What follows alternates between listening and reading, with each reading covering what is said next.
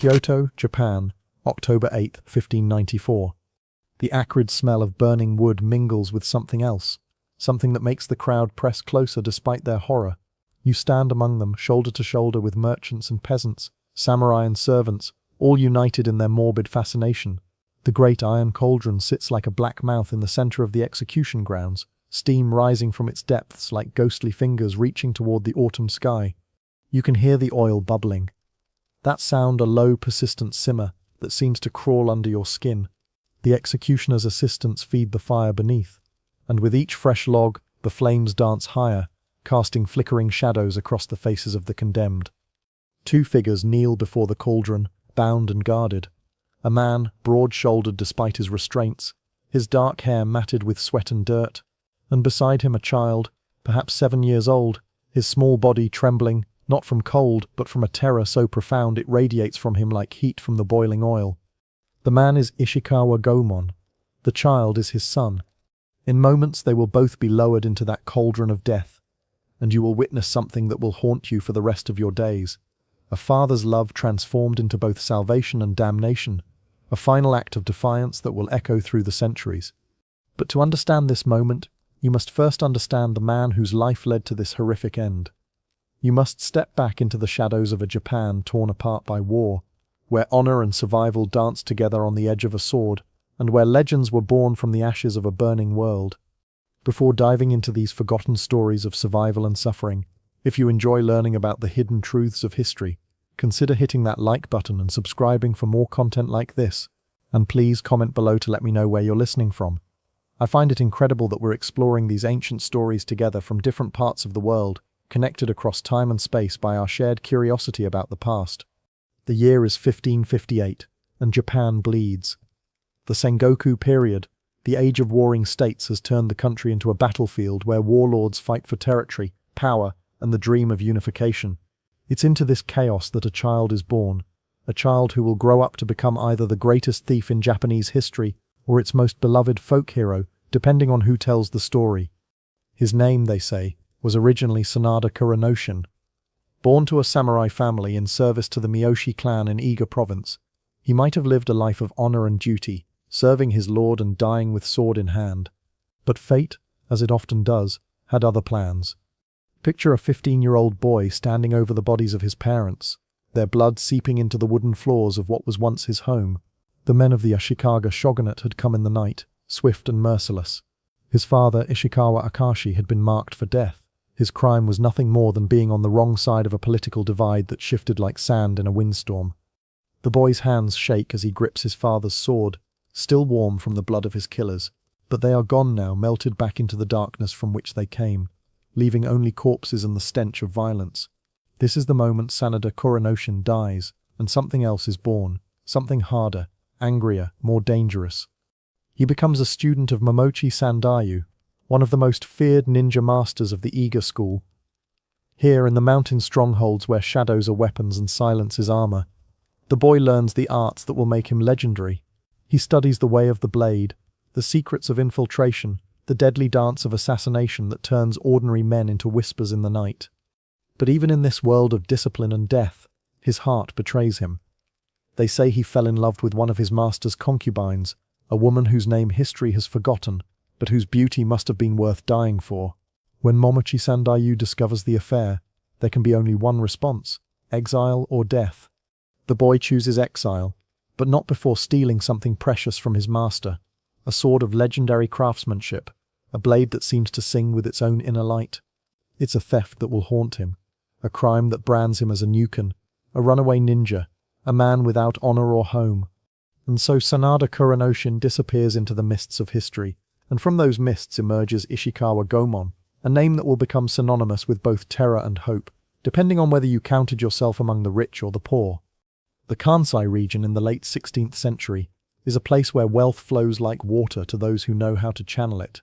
While the peasants scrape by on whatever trickles down from their betters, the merchant class grows fat on trade, the samurai lords accumulate treasures like dragons hoarding gold, and the Buddhist temples become repositories of riches that would make emperors weep with envy. Into this world of extreme inequality comes Ishikawa Goemon, and he brings with him a different kind of justice. Imagine the scene: A moonless night in 1580, and the mansion of a wealthy merchant in Osaka lies silent under the stars. The guards patrol their routes with the lazy confidence of men who have never faced real danger. Inside, the merchant sleeps peacefully, surrounded by silk and gold, his dreams filled with profit margins and expanding trade routes. He doesn't hear the soft footsteps on his roof.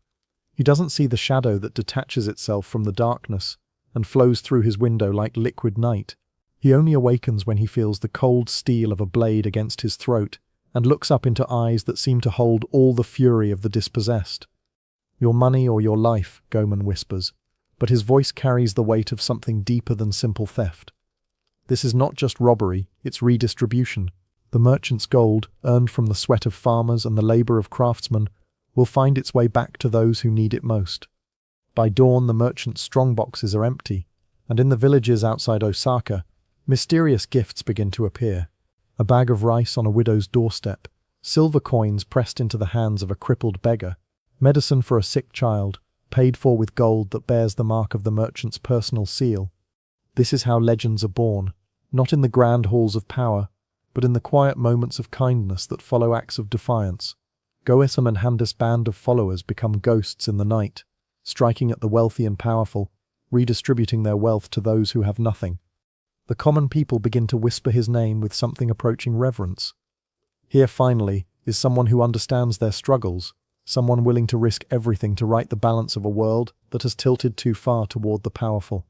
Children grow up hearing stories of the noble thief who robs from the rich to give to the poor, and in their imaginations Goemon becomes something more than human, a force of nature, a champion of justice. But legends, as Goemon will discover, are dangerous things. They attract attention from those who prefer their injustices to remain undisturbed. While Goemon builds his reputation in the shadows, another man rises to prominence in the full light of day. Toyotomi Hideyoshi, born to a peasant family, has clawed his way up from the lowest rungs of society to become one of the most powerful men in Japan. Where Goemon uses stealth and cunning, Hideyoshi employs armies and diplomacy. Where Goemon seeks to redistribute wealth, Hideyoshi seeks to accumulate it. The two men are mirror images of each other, both born to nothing, both risen to prominence through sheer force of will, both commanding the loyalty of those who serve them, but their paths diverge in ways that will prove fatal. Hideyoshi is the great unifier, the man who will bring an end to the Sengoku period and establish a new order. After the death of his master Oda Nobunaga in 1582, Hideyoshi has systematically conquered or negotiated the submission of the warring daimyo. By the 1590s, he stood at the pinnacle of power, ruling over a Japan that has known peace for the first time in generations. But peace, Hideyoshi understands, requires more than just military victory. It requires the elimination of all sources of disorder, all challenges to authority, and in the shadows of his new order, Ishikawa Goemon represents everything he seeks to destroy: lawlessness, rebellion, the romantic notion that individual conscience can triumph over state power.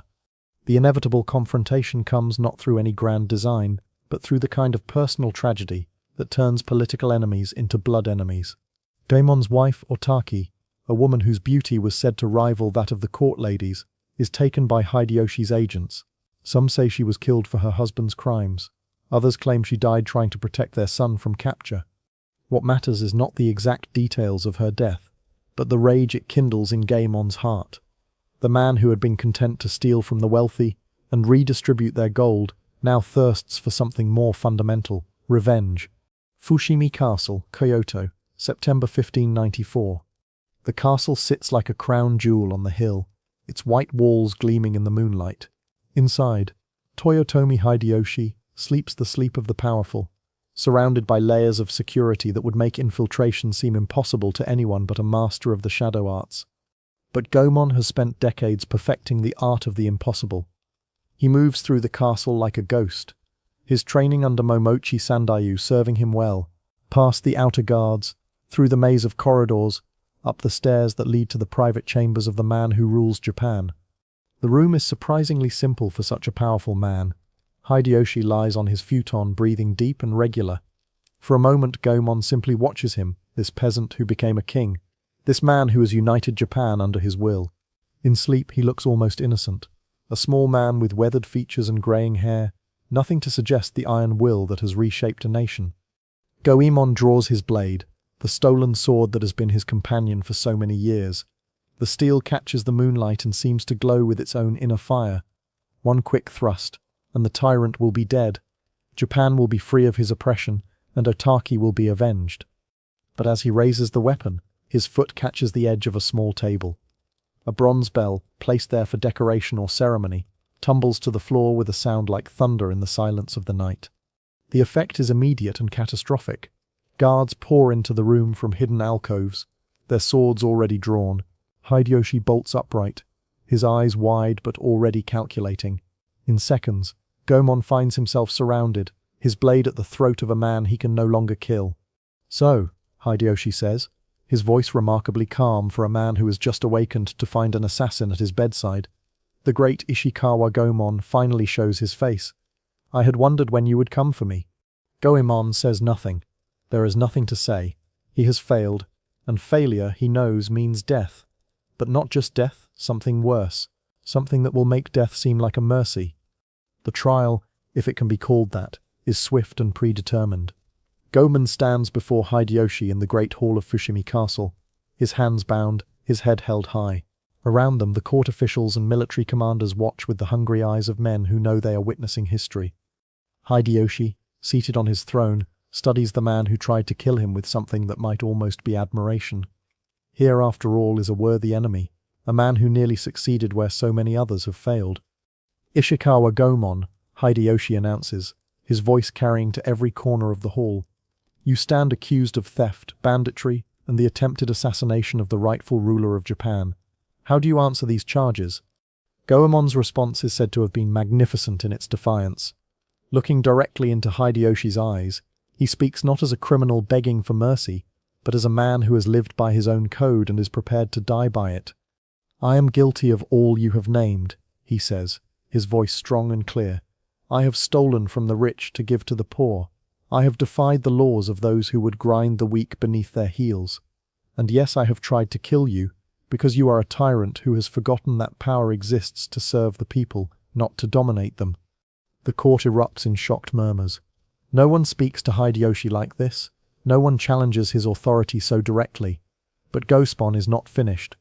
"If these are crimes, then I am proud to be a criminal. If defying injustice is treason, then I am happy to be a traitor.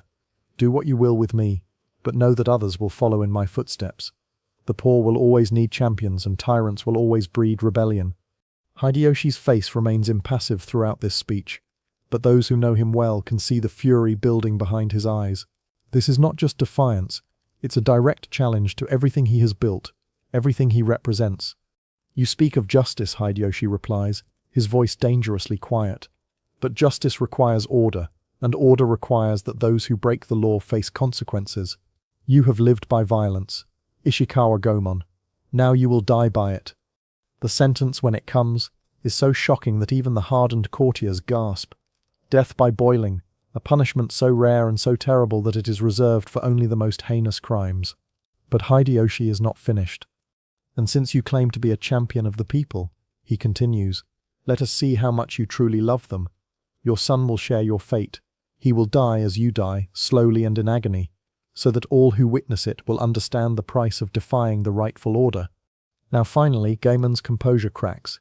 His son, his innocent boy, who has done nothing but bear the name of his father, will die for his crimes. The pain that crosses Goemon's face is worse than any physical torture could be. "The boy is blameless," he says, and for the first time his voice breaks. "Kill me as you will, but spare the child. He has done nothing to deserve this fate." But Hideyoshi is implacable. "The child is your child.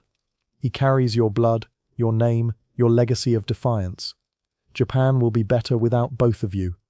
The night before the execution, Goemon sits in his cell with his son pressed against his side. The boy, perhaps 7 years old, doesn't fully understand what is about to happen, but he can feel his father's anguish like a physical weight. "Papa," the child whispers, "are we going to die tomorrow?" Goemon looks down at his son, this innocent child who has become caught up in the deadly game between his father and the ruler of Japan. How do you explain to a 7-year-old that he will die for sins he never committed, for a rebellion he never chose to join? "Yes," Goemon says finally, "because he has always believed in truth even when it is terrible. We are going to die tomorrow." The boy is quiet for a long moment, processing this information with the strange calm that children sometimes show in the face of incomprehensible disaster. "Will it hurt?" he asks. Goemon closes his eyes, fighting back tears. "Yes," he says again, "it will hurt. Will you be with me?" "Yes," Goemon promises, pulling his son closer. "I will be with you. I will hold you, and I will not let go, no matter what happens." The boy nods, seemingly satisfied with this answer. In his child's mind, perhaps, death is not so frightening if his father is there to face it with him. Goemon spends the rest of the night composing his death poem, a tradition that allows condemned men to leave behind some final statement of their philosophy or beliefs. His poem, when it is finished, is both a confession and a prophecy. Though you may boil a thief's body, you cannot boil away his spirit. Thieves will always exist, as long as there are rich and poor.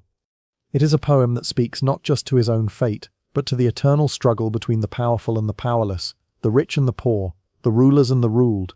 In death, Goemon sees himself as part of something larger, a force that cannot be destroyed by any punishment, no matter how terrible. October 8, 1594. Nanzenji Temple, Kyoto. Dawn comes too quickly, and not quickly enough. The execution ground is already crowded with spectators, merchants and peasants, samurai and monks, all drawn by the terrible fascination of witnessing something unprecedented. Death by boiling has been reserved for the most heinous crimes, and most of those present have never seen it performed. The great iron cauldron sits in the center of the cleared space, its black surface gleaming dully in the morning sun. Steam rises from its depths, and the smell of heated oil fills the air. The fire beneath has been burning since before dawn, and the oil inside is now at a temperature that would kill a man in moments. Goemon and his son are brought forward in chains. The boy stays close to his father's side, his small hand clutching at Goemon's robes. The crowd presses closer, their voices a low murmur of anticipation and horror. Hideyoshi himself is present, seated on a raised platform where he can observe the proceedings. His face is impassive, showing no emotion as he watches the man who tried to kill him face his final moments. The executioner, a grim-faced man who has performed this terrible duty before, steps forward. He explains the procedure with the clinical detachment of a professional. The condemned will be lowered into the oil feet first, allowing them to experience the full agony of their death. There will be no mercy, no quick end to their suffering. Goemon listens to these words without flinching, but his grip on his son's hand tightens. The boy looks up at him with eyes wide with terror, but also with trust. Even now, at the end of everything, he believes his father will protect him. "Remember what I told you," Goemon whispers to his son. "I will not let go." The guards move to separate them, to take the boy to his own chain that will lower him into the cauldron. But as they reach for the child, Goemon does something that will be remembered for centuries. He lifts his son high above his head, holding him as far from the boiling oil as his strength will allow. The chains that bind him make this a nearly impossible feat, but desperation lends him power. His muscles strain, his shoulders burn, but he holds the boy aloft. The crowd gasps. This is not how executions are supposed to proceed. The condemned are meant to submit, to accept their fate with dignity or terror, but not to resist. But Goemon is not just resisting, he is making a statement. "If you must have our deaths," he shouts, his voice carrying across the silent crowd, "then take mine first. Let the boy die quickly, without suffering." The executioner looks to Hideyoshi for guidance. This is not in the script, but Hideyoshi's face remains stone, and he nods for the execution to proceed. The chain lowers, and Goemon's feet touch the surface of the oil. The effect is immediate and horrific. His body arches in agony as the boiling liquid burns through his skin, but still he holds his son high above his head. The boy screams, but whether from terror or from the heat radiating from below, it's impossible to tell. Lower they go, the chain descending link by link. The oil reaches Goemon's knees, then his waist, then his chest. Each inch is an eternity of agony, but still his arms remain steady. Still he holds his son above the killing heat. The crowd watches in stunned silence. Some are weeping openly. Others have turned away, unable to bear the sight. But all understand that they are witnessing something unprecedented, a father's love made manifest in the most extreme circumstances imaginable. As the oil reaches Goemon's neck, his strength finally begins to fail.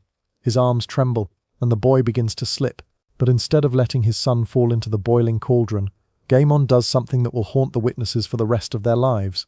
He plunges the child down into the oil with him, driving him deep beneath the surface in one swift, merciful motion. The boy's scream is cut short as the boiling liquid closes over his head, killing him instantly instead of slowly. Then Gaemon lifts his son's body high above his head once more, holding it like a banner of defiance as his own life ebbs away. Even as the oil destroys his body, even as death claims him, he maintains his grip on the child he couldn't save but could at least spare from prolonged agony.